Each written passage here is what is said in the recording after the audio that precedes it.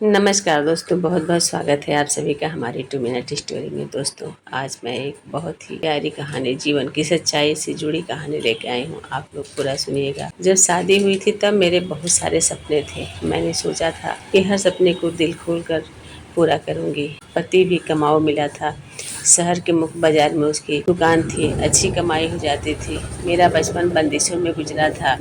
पहले पिता की पाबंदियां थी, फिर भाइयों की बंदिशें। खुलकर जीने का मौका ही नहीं मिला था। 12वीं पास करते करते ही पढ़ाई छुड़वा दी गई मेरी। घर की चार दीवारी में रहकर ही जवान हुई। सोची थी कि पति के घर में कुछ रियायत मिलेगी, घूमूंगी फिरूंगी, नई दुनिया देखूंगी, थोड़ा सा खुलकर जीऊंगी।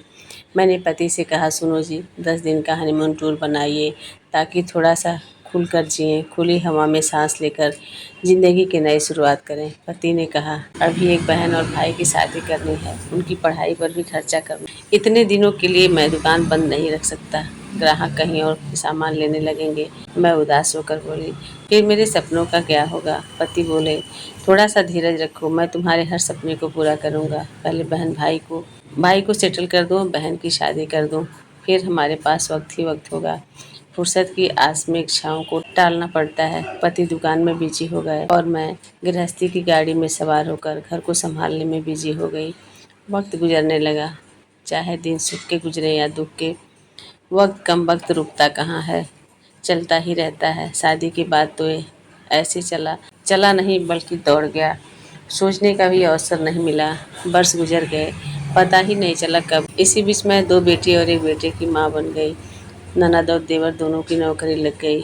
अच्छा सा रिश्ता देखकर दोनों की शादी कर दी गई। ननद अपने ससुराल चली गई, देवर शादी के बाद दूसरे शहर में बस गए। पति की जिम्मेदारियां पूरी हो गई, मगर फुर्सत अभी भी नहीं मिली। बच्चे स्कूल जाने लगे थे, उन्हें नहला धुला कर स्कूल भेजना, फिर वापस लाना, उनका होमवर्क कराना, बस इसी में जिंदगी जैसे खो गई। पति को दुकान से फुर्सत मिलना जैसे नामुमकिन सा हो गया। पैसे की कमी नहीं थी, बैंक बैलेंस बढ़ता जा रहा था। पति ने गाड़ी भी खरीद ली थी, एक प्लाट और एक फ्लैट भी खरीदा जा चुका था। गाड़ी सिर्फ इतना ही काम करती थी कि पति उसे लेकर सुबह दुकान चले जाते और शाम को वापस आते। एक बार बच्चों की छुट्टियों के समय मैंने उन्हें फिर याद दिलाया, सुनो जी, अब तो पैसे और फुर्सत दोनों की कमी नहीं है, चलो कहीं घूम आए। घर की चार दीवारी में दम घुटता है, कहीं खुली हवा में ले चलो। पति गुस्सा हो गए, बोले, इतना सुंदर घर बना कर रखा है, फिर भी इसमें दम घुटता है तुम्हारा? शर्म करो। दुनिया में ऐसे भी बहुत लोग हैं जो फुटपाथ पर सोते हैं, उन्हें एक कमरा भी नसीब नहीं होता, और तुम्हें इतनी सुख सुविधा दे रखी है फिर भी घर रास नहीं आता। उस दिन के बाद मैंने घर से बाहर जाने की जिद ही छोड़ दी। धीरे धीरे बच्चे बड़े होने लगे, इधर मेरा शरीर भी भारी होता गया। पति का भी बहुत बड़ा पेट निकल आया, मुझे शुगर भी हो गया, कमर और घुटनों में दर्द भी रहने लगा।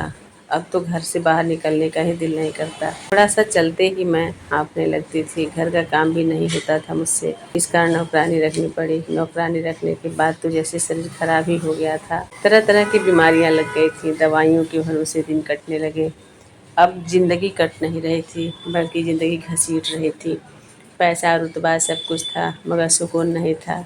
इसी तरह ज़िंदगी को घसीटते घसीटते हुए बच्चों की शादी भी कर दी। एक दिन अचानक पति को दिल का दौरा पड़ गया। पैसे को पानी की तरह बहाया, तब कहीं जाकर जान बच पाई। दिल के दौरे के बाद पति महीनों तक बेड रेस्ट कर रहे थे। दुकान बेटा संभालने लगा था। मृत्यु के करीब जाकर लौट आने के बाद पति को समझ में आया कि ज़िंदगी तो एक बुलबुला है, कब फूटकर धोखा दे दे किसी को कोई खबर नहीं। जब पति ठीक हो गए तब मेरे पास आए और बोले, सुमन, चलो कहीं घूम कर आएं। आओ कहीं सुकून भरी जगह चलते हैं, साथ मिलकर बोलेंगे, हंसी ठिठोली करेंगे, मुस्कराएंगे। जाओ तैयारी करो, आज से थोड़ा सा जीने की कोशिश करते हैं। पैसे कमाने के मोह में मैं जीना ही भूल गया था। मृत्यु के करीब जाकर लौट आने के बाद मुझे पता चला कि पैसा कमाना ज़िंदगी नहीं, खुशियाँ पाने के लिए पैसा खर्च करना ज़िंदगी है। मैंने अजीब सी नज़रों से पति की तरफ देखा, फिर तब मैंने कहा, अब क्या करेंगे जी चलकर? ना दाँत चबाने के काबिल रहे, ना शरीर चलने के काबिल रहा, ना आँत पचाने के काबिल रहे। इस उम्र में घर ही सबसे उत्तम जगह है, जहाँ समय पर दवा दारू हो जाती है। पति ने उदास होकर बोला, मुझे माफ़ कर दे सुमन, खाने पीने और पहनने के में मैं सिर्फ बैंक बैलेंस बढ़ाता रहा और तुम ख्वाहिशों का गला घोटती रही।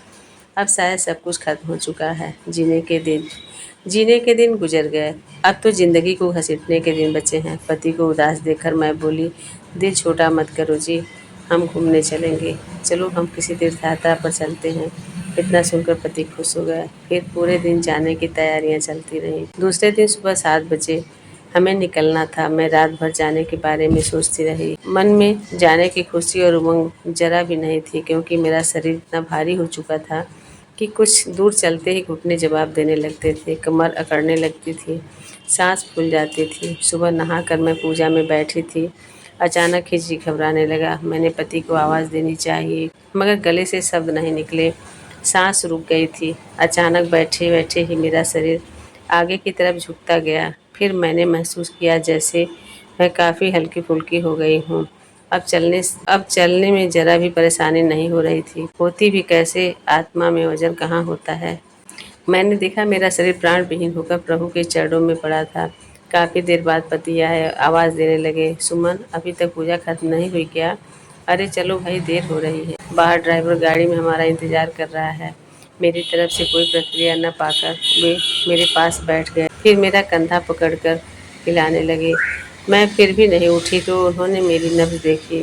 फिर झटके से मेरा हाथ छोड़ दिया। फिर घबराते हुए कांपते हाथों से उन्होंने मुझे बैठाने की कोशिश की, मगर मेरा निष्प्राण शरीर उनकी गोद में लुढ़क गया। वे मेरे माथे पर हाथ फेरते हुए कहने लगे, सुमन उठो, ऐसी गहरी नींद में मत जाओ।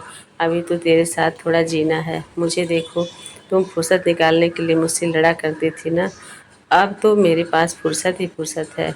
उठ जाओ यार, मुझे घबराहट हो रही है। पति की तेज आवाज़ सुनकर बेटा और बहू आ गए। बेटे ने डरते डरते मेरी नब्ज़ देखी, फिर रुलाई रोकते हुए बोला, पापा मम्मी अब हम सबको छोड़कर जा चुकी हैं। पति सुन्न पड़ते हुए से बोले, छोड़कर चली गई? बिना बताए ही चली गई? फिर उन्होंने दोनों हाथों में अपने सीने को थाम लिया और झटके से उनका चेहरा नीचे गिरकर मेरे सिर पर टिक गया। ज्यों ही पति की आत्मा शरीर से अलग हुई, मैं उन्हें नजर आ गई। वे मुस्कुराते हुए बोले, तुम क्या समझती हो मैं तुम्हें अकेले ही जाने दूंगा?